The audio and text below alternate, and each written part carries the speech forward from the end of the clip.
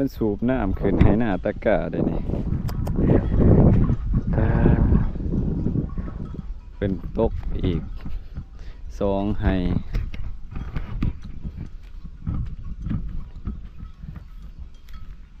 โอ้พ่นบ่ตกหมดบ้านเนาะป่าเนาะหน้าเจ้ามีน้ำเซยตกแต่ให้หน้าเจ้า2ให้มื้อนี้โอ้คักแท้ โอ้หด3ให้โอ้คักพ่นบ่ตกมา10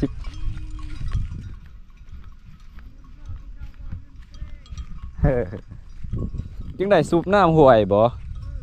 โอ้ได้ตกกาแค่แน่อยู่ดอกน้ำหมอห้วยใส่2เส้นเลยบ่นี้เบอร์78เบอร์78กาสร้างนี่ก็ได้บ่ทันได้ใส่เอาเครื่องก่อนเขาก็ตาปะไว้เถอะสิเอาเครื่องสิเอาเมื่อบาน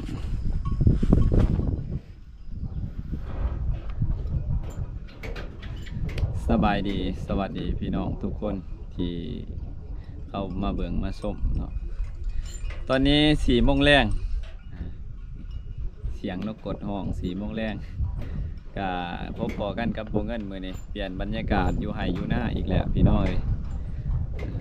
หลังจากห่างหายไป2-3 มื้อนี่มือเสื่อนกับมือว่านนี่ก็ค่าบ่ได้มาให้มาหน้าค่าไปผูกแขนหนองทรายเพิ่นเรียกว่างานแต่งงานดองอยู่บ้านเฮานั่นแหละอยู่ชนบทอยู่สปป.ลาวเฮากะเฮ็ดให้มันแล้วตามหีดตามคล้องตามประเพณีกะให้มันแล้วทางผู้ใหญ่เพิ่นกะว่าเฮ็ดให้มันถูกต้องตามประเพณีเพราะว่าลูกไผ่ก็มาอยู่นำแม่ย่ากะน้องชายหล่าเพิ่นกะสละโสดเอาเมียแหละพี่น้องก็เลยว่าก็เฮ็ดให้มันแล้วไปปีนี้ก็ก็บ่คือเก่าคือก่อนเลยปีนี้พี่น้องบ่ฮู้ว่าพี่น้องทางฝั่งไทยนี่ก็สิเป็นคือกับทางบ้านเฮาบ่ทางฝั่งไทยเนาะหรือว่าที่พี่น้องทางต่างประเทศเนาะที่เวลาก็อันเดียวกันไทยกับประเทศอื่นๆที่เวลาคือกันกับทางลาวนะเนาะแต่ว่าทางอเมริกาจะเวลาจะบ่ตรงกันพี่น้องทางอเมริกาก็เข้ามาแล้วก็ฝากคอมเมนต์กดไลค์กดแชร์ให้นำเด้อเนาะมื้อนี้พบปอกันยามค่ำอยู่ไห้อยู่แน่ก็เอาสายผ่านมาใส่รถไทยจากเมื่อก่อนเนี่ยบ่เงินใส่แต่เส้นเดียวบัดนี้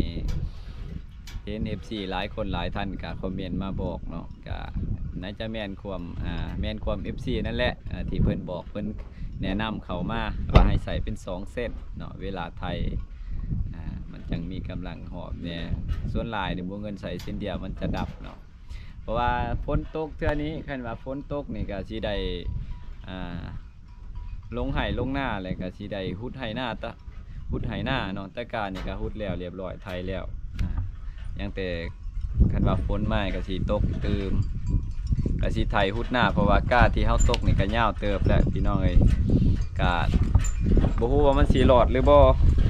เนื่องจากฝนฟ้าอากาศบ่เป็นใจฝนนี่ก็บ่ตกมาหลายมื้อบ่ตกมาก็เขาจะครึ่งเดือนนะพี่น้องบ่ตกมาหลังจากตกกานี่บ่มีฝนมาเลยน้ำที่เฮาตกกาบางหันก็อยู่ได้ประมาณ2 มื้อหลังจากเฮาตกแล้วเนาะอยู่ได้ประมาณ2 มื้อแล้วนะก็มันแห้งและนี่คือกาที่เฮาตกมื้อนั้นเนาะดินก็จะแตกจะแห้งจังซี่เลยพี่น้องเอ้ยแตกแห้ง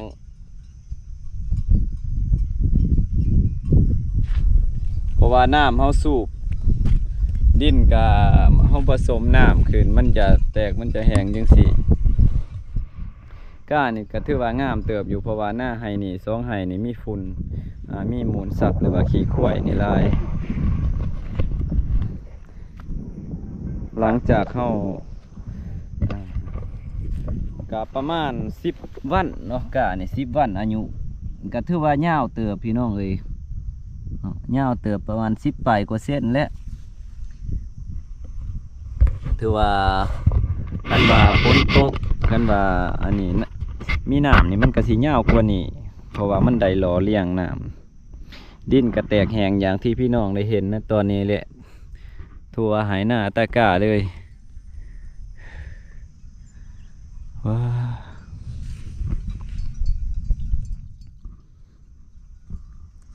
ก็เขียวงามอยู่แต่ว่าคันฝนบ่ตกอีกซ้ำเก่านี่ก็บ่จักสิว่าอันนี้ก็หลายมือหลังจากเฮาหลังจากเฮาหวานก้าแล้วพี่น้องลองไป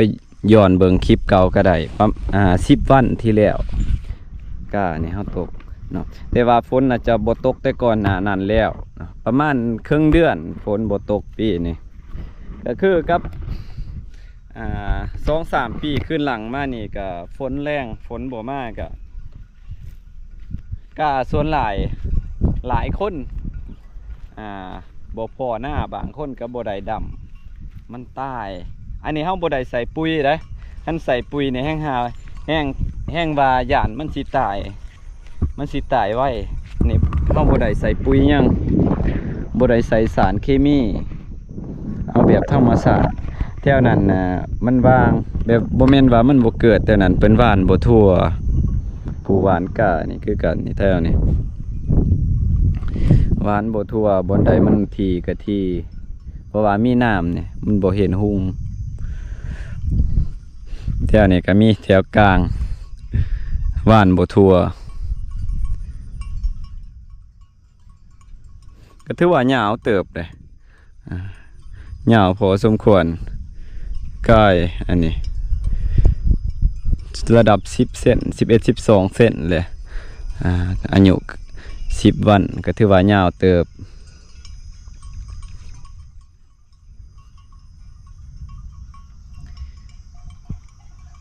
มีแต่ถ้าเบิ่งน้ำกันปีนี้มันสิหลอดบ่กะเฮาเพราะว่าคันฝนบ่ตกในย่านว่ามันสิบ่หลอดเพราะว่าคันมันตกหลายมื้อเลยกะเฮาบ่ได้สูบน้ำนะแถวเฮาสูบแถวนี้มันบกมันแห้งเบิดเลยพี่น้อง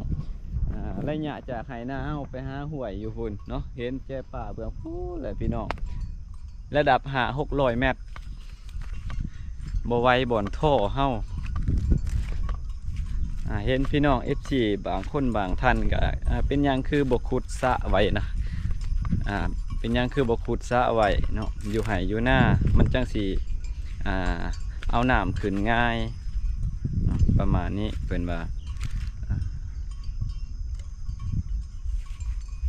เฮาก็อยากได้ที่จริงแล้วบ่เงินก็อยากเฮ็ดคือพี่น้อง FC ว่าเลยมันสะดวกสบายแน่คันเฮามีน้องน้ำมีน้องสระอยู่ไห้อยู่หน้าแต่ปัญหามันก็คือรถนี่ก็เข้ามาบ่ได้เนาะกันว่าเฮาบ่มีเถื่อนมีห่อนจางเท่านี้นะส่วนหลายเนี่ยเขาเจ้ามันห่างใกล้จากหมู่บ้านเฮากับ3 กิโลมาหน้านี่ก็จ้างก็สิแพงเขาสิมาจกถ้าว่ามันกระเทินมันก็บ่ได้เด้2มาก็ดินเฮามันบ่หลายพี่น้องเอ้ยดินมีน้อยแต่ว่าจกจากความยาวนี่30 เมตรความลึกนี่ก็10 ปลายเมตรนี่ก็ได้แล้วลวงลึกลวงกว้างประมาณไหหน้านึงนี่ก็สิได้อยู่พี่น้องแต่ว่าปัญหารถมันเข้ามาบ่ได้2เลยก็คือเงินเฮาสิจ้างเพิ่นบ่ไหวนะนี่แหละอยากได้อยู่พี่น้องน้องสระหรือว่าน้องน้ำนี่จักยามใดแหละฝนสิตกนี่ฟ้ากระห้องตึมอยู่ว่าทั่วเลยนะฟ้าห้องบางยาตอนเฮาบ่ทันมาหนานี่ตกทางนี้เนาะตกอยู่ทางเขตอื่นเห็นทางเขตอื่นนะเขาเจ้าพักกันดำไห้ดำหน้าเลยพี่น้องภาคเหนือส่วนหลายเนาะทางสวรรค์เขตเขาเจ้าดำเบิดเลยเห็นจากคลิปพี่น้องยูทูบเบอร์ลาวเหนือ ภาคเหนือภาคกลางยูทูบเบอร์หลายคนเห็นเขาเจ้าลงคลิปดำไห้ดำหน้าถ้าภาคใต้สุดของเฮากะถ้าว่าฝนตกบ่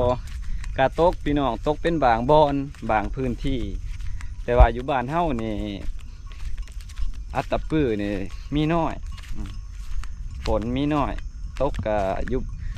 ยู่บ้านเฮานี่กะบ้านบ่เงินกะสิบปลายกว่ามื้อแล้วบ่มีฝนมาดินกะเหือดแห้งแตกแห้งหันว่าบ่ตก1 เดือนนี่บริการได้ทิมบ่มีบ่อนสิสูบน้ำขึ้นแหละน้ำมันบ่มีเด้กันมีน้ำหวยน้ำหนองแค่แน่อยู่มอนี่สิได้เอาขึ้นอันนี้ก็ตกของกันกับเฮาแต่ว่ากาเพิ่นงามพอดีครับบ่ห่างบ่ที่พอดีกาเจด่วนเพิ่นตกมาเนี่ยเพราะว่าเพิ่นตกแบบว่ามันบ่มีน้ำพี่น้องเอ้ยมันพอดีเพิ่นน้ำมันกระเทือนก็เลยว่าเฮ็ดแบบจังสีเลยแห้งเลยโอ้แตกแห้งดินไปกาเพิ่นงามอยู่บ่ฮู้ว่าเพิ่นได้ใส่ปุ๋ยห้องผืนเลยบ่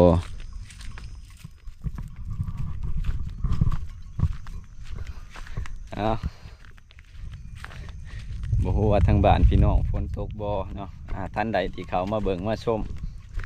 ก็คอมเมนต์มาแน่ทางบ้านพี่น้องฝนเป็นแนวใดช่วงนี้ฝนแรงคือกับทางบ้านข่อยบ่หรือว่าฝนตกก็คอมเมนต์มาแน่เด้อพี่น้องเอาขอขอบใจที่เขามาเบิ่งมาชมขอให้ร่ำรวยเบิดสุขุสุขคนพี่น้องเอ้ยบ๊ายบาย